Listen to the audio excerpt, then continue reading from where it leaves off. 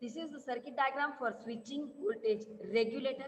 Here if you see, we are using the inductor and capacitor, so we can say we are using here LC filter.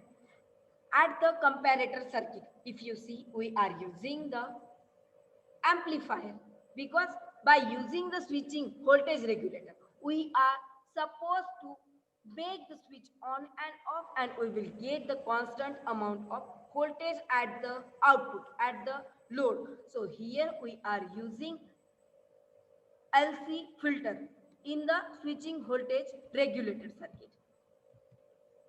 We are saying switching voltage regulator will make switch on and off rapidly to get the output, to alter the output. It means what? By using the switching regulator, we will get the output voltage that will be reciprocal, or it will have the opposite polarity with respect to the input voltage.